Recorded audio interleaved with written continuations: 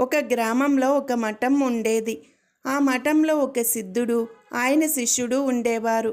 ఒకనాడు సిద్ధుడు తన శిష్యుడితో, ఒరే, నువ్వు గ్రామానికి వెళ్ళి కొంచెం పొగాకు పట్టుకురారా అన్నాడు. శివుడికి పుట్టెడు చెవుడు. గురువుగారు తనని పచ్చడి పట్టుకురమ్మన్నారనుకొని వాడు బయలుదేరి గ్రామానికి వెళ్ళాడు. ఒక ఇంటి ముందు ఒక పిల్ల మగ్గం మీద కూర్చొని నేస్తున్నది. అమ్మాయి, మఠానికి పచ్చడి కాస్త భిక్ష పెడతావా అని శిష్యుడు అడిగాడు. ఆ పిల్లకు చెవుడే అంచేత శిష్యుడు అడిగిన మాట ఆమెకు మరోలా వినపడింది. ఈ నేసే పంచ సొంతానికే కాదు, అమ్మకానికే అన్నదామె. ఈ భాగ్యానికే కోపం దేనికి? నీకు చెయ్యి విడిగా లేకపోతే నేనే లోపలికి వెళ్ళి ఇంత పచ్చడి తీసుకుంటానుగా అంటూ చెవిటి శిష్యుడు ఇంట్లోకి జొరబడి వంటిల్లు వెతికి కనిపించిన పచ్చడి కాస్త తీసుకొని మఠానికి తిరిగి వెళ్ళిపోయాడు. మగ్గం మీద పని చేసుకునే చెవిటి పిల్ల శిష్యుడు చేసిన పనిని గమనించి వాళ్ళ అమ్మ దగ్గరికి పరిగెత్తింది. ఆ పిల్ల తల్లి ఊరు చెరువు గట్టున బట్టలు ఉతుకుతున్నది. అమ్మా, చూడవే, ఆ మఠంలో ఉండే కుర్రవాడేం చేశాడోను. నేను మగ్గం మీద పని చేసుకుంటుంటే వచ్చి నేసే బట్ట సొంతానికా అమ్మకానికా అని అడిగాడు. నిజంగానే అడుగుతున్నాడు కాబోలని చెప్పా. అంతలో చటుకున ఇంట్లోకి జొరబడి చెప్పా పెట్టకుండా పచ్చడి కాస్త పట్టుకొని చక్కాపోయాడు అని చెవిటి పిల్ల తన తల్లితో ఫిర్యాదు చేసింది.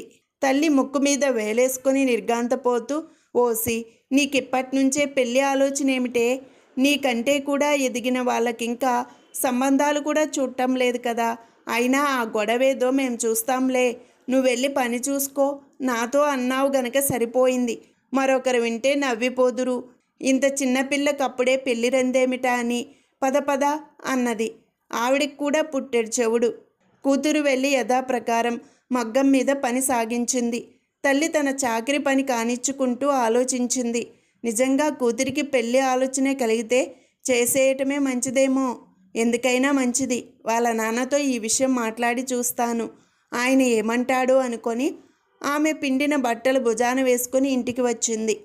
ఆవిడ భర్త రోజూ ఒక చోట కూర్చొని బుట్టలు, పల్లికలు, గంపలు, చాటలు అవి అల్లుతుంటాడు. ఆవిడ తడి బట్టలు పరిచి ఆరవేసి భర్త పని చేసుకునే చోటికి వెళ్ళి, చూసావా, అమ్మాయి పెళ్లి కోసం తొందరపడుతోంది, దానికి ఇంకా పెళ్ళీడు రానేలేదు. నేను చెరువు దగ్గర బట్టలు ఉతుకుతుంటే కొంప మునిగినట్టు పరిగెత్తుకొచ్చి తనకు పెళ్లి చేసి తీరాలని కూర్చున్నది. చూస్తాంలే, నువ్వెళ్ళి పని చూసుకో అని పంపేశా. మీ సలహా ఏమిటి? కొంతకాలం ఆగుదామా, లేక దానికిప్పుడే పెళ్లి చేస్తామా అన్నది. ఆమె భర్త పని మానేసి ఆమె చెప్పిందంతా శ్రద్ధగా విని, ఈ భాగ్యానికి నువ్వు జామున్నరసేపు వాదించటం అనవసరం. గుండ్రంగా ఉండేవి జల్లెళ్ళు, చాటలు నల్లచదరంగానే ఉంటాయి అన్నాడు. అతడికి చెవుడే.